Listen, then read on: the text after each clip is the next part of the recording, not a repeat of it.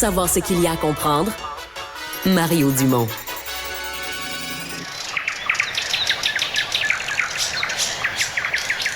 Ah, des bruits d'oiseaux. Oui, parce que nous parlerons oiseaux au cours des prochaines minutes avec un expert vrai, Louis Lefebvre, biologiste, éthologiste, professeur émérite à l'Université McGill, chercheur associé au CREA de l'Université de Barcelone, vraiment un grand spécialiste des oiseaux qui va publier dans quelques jours le livre Tête de linotte, innovation et intelligence chez les oiseaux. Bonjour. Bonjour.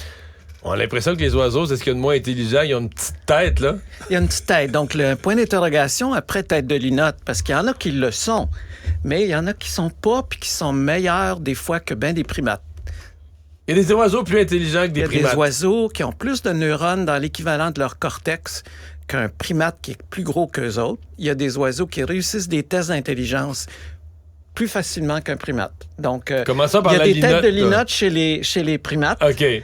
Et il y en a chez les oiseaux. Ça, faut pas Éclairez-nous donc sur l'expression une linotte, c'est bien un oiseau. Puis c'est-tu vrai que la tête de linotte est pas forte? La tête de linotte est pas liable, ni en termes de taille de cerveau, ni en termes de neurones, ni en termes de nombre d'innovations. C'est vrai. Okay. Parce qu'on va parler tout à l'heure de vos façons de fonctionner, oui, mais donc dans vos genres de tests d'innovation, la linotte, elle score pas fort. Non, la linotte score pas fort. Donc, dans ce cas-là, c'est tout à fait justifié d'appeler la linotte une tête de linotte. Une chose de régler. Bon. À l'autre extrême du spectre, les plus intelligents, ça m'a surpris, les corvidés, donc corbeaux, corneilles. Les corbeaux, les corneilles, en termes de nombre d'innovations, en termes d'utilisation d'outils, en termes de leur performance dans des expériences vraiment compliquées qui montrent qu'ils sont capables de planifier de façon vraiment subtile et flexible l'utilisation de plusieurs outils de la bonne façon au bon moment. Ils sont absolument extraordinaires, les corbeaux de Nouvelle-Calédonie. Ils sont vraiment au top.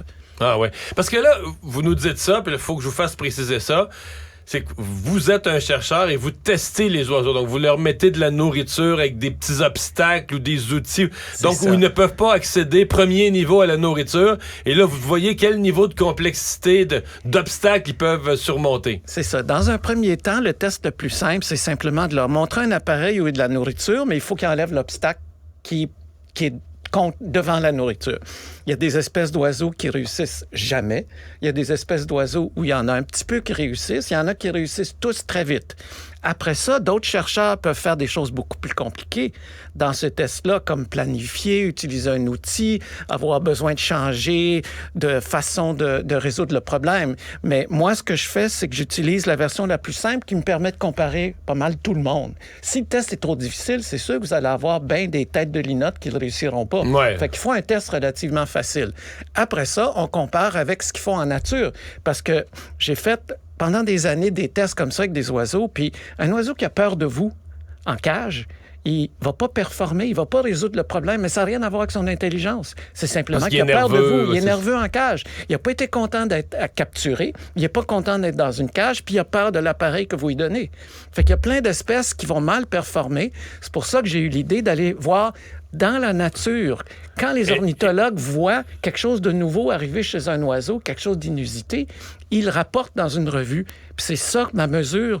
Après ça, on peut comparer avec des tests, mais il faut aller avec les deux, le test et comment ça se passe en nature. Et là, donc, l'Université Laval, l'Université McGill, pardon, là, je découvre ça, a un centre de recherche sur les oiseaux en Barbade. C'est pas vraiment un centre de recherche sur les oiseaux. Au départ, évidemment, il y avait à la Barbade, c'est la mer des Antilles, donc il y a des coraux, il y a des poissons. C'est d'abord un institut de recherche en océanographie, de biologie marine. Moi, je suis allé là parce que McGill avait cet institut-là. Des territoires. Et on m'a dit, regarde, il y a des tourterelles qui peuvent être vraiment intéressantes pour toi, pour ce que tu es en train de faire. Non seulement j'ai découvert que la tourterelle était moins intéressante que ce qu'on m'a dit, mais j'ai découvert des oiseaux encore plus intéressants, des petits oiseaux qui font des choses complètement inusitées. Votre tourterelle ne fait pas grand-chose de nouveau. Ouais, elle a un petit cerveau. Une tourterelle à roucoule, puis on pense qu'elle nous crouse, mais... Non. Elle va aller à votre mangeoire, mais demandez-y pas quelque chose de compliqué. Par ailleurs, les gens qui ont été à la Barbade pour du tourisme, mettons, ils se sont rendus compte que à l'hôtel, sur leur des tables de déjeuner ou bien au restaurant, il y a des petits oiseaux qui viennent picosser la nourriture. Il y a une espèce qui s'appelle le sporophyte de la Barbade. Ce qu'elle fait, c'est qu'elle va chercher les sachets de sucre sur les tables de restaurant, puis elle part avec le sachet de sucre, elle l'amène sur son territoire et elle mange le sucre qui, finalement, lui donne la même chose que le nectar dans une fleur, qui est du sucre. Et donc, ces comportements-là, c'est des comportements qu'on est capable d'étudier jusqu'à fond. Donc ça, pour vous, c'est l'exemple d'une complexité. Là, va chercher un petit sachet en papier, elle sait ce qu'il y a dedans. Elle sait ce qu'il y a dedans, capable de l'ouvrir. Et ce qui est intéressant, c'est qu'après ça, on peut comparer avec le cousin de cette espèce-là, qui, lui, fait jamais rien de nouveau. Puis c'est des oiseaux, là, tu sais, très proches génétiquement. Fait que là, après ça, on peut voir, c'est quoi qu'il y a de différent dans le cerveau de celui qui est capable d'être De résoudre un problème. Ça résoudre un problème. Là. Innovateur. Il invente une solution. Quand on l'amène dans la cage, il est capable de résoudre plein de problèmes. Puis son cousin, lui, il est beaucoup moins bon. Il n'est pas capable de résoudre un problème. Puis sur le terrain, il ne fait jamais rien de nouveau. C'est quoi qu'il y a de différent dans le cerveau? Et mon dernier étudiant de doctorat, Jean-Nicolas Audet, a été voir jusque dans les neurones, dans les connexions qu'il y a entre les neurones. Le neurotransmetteur, le récepteur, qui font la connexion avec les neurones, ils ont une grosse différence à ce niveau-là.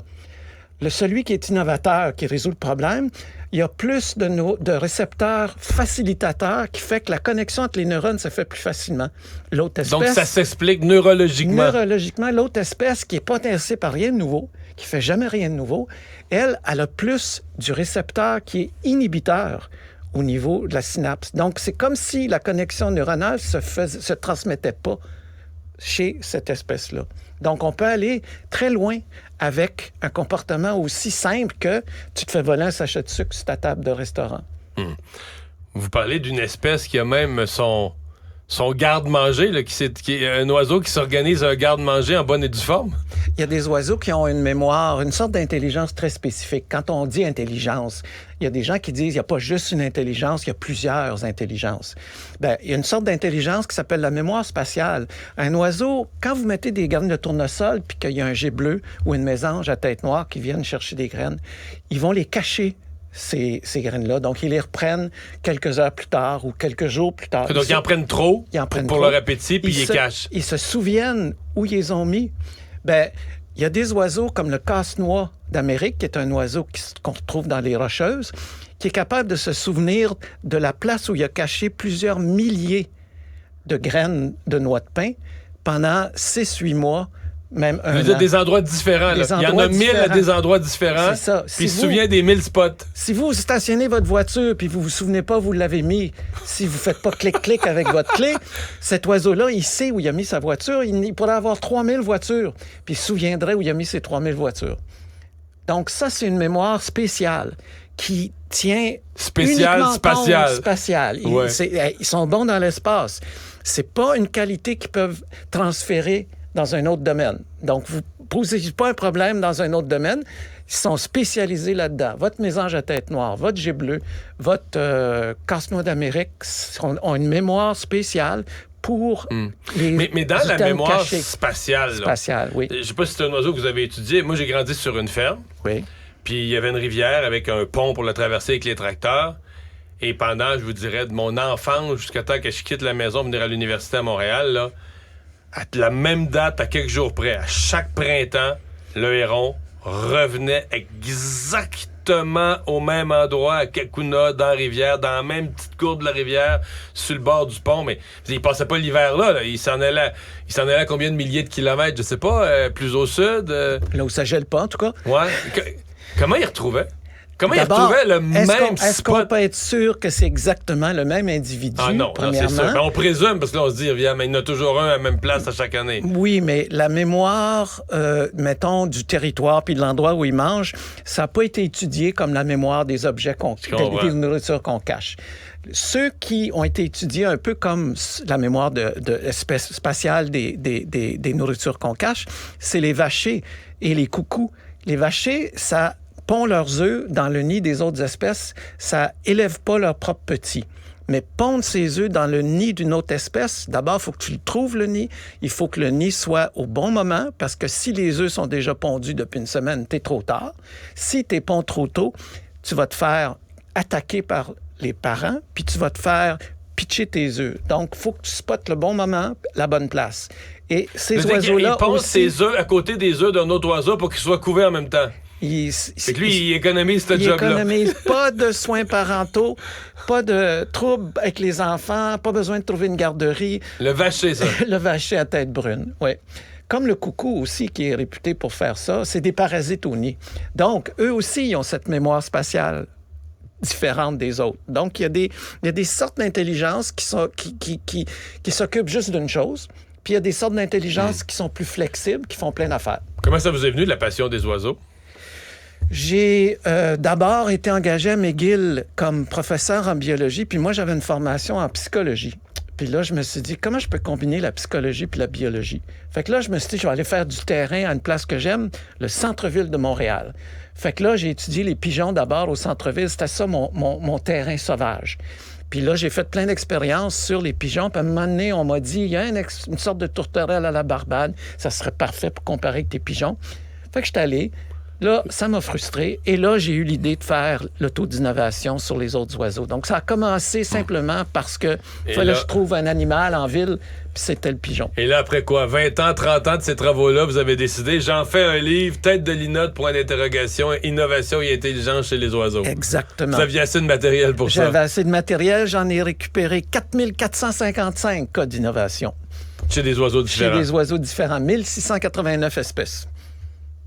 Louis Lefebvre, merci d'avoir été là. C'est moi qui vous remercie. On s'arrête.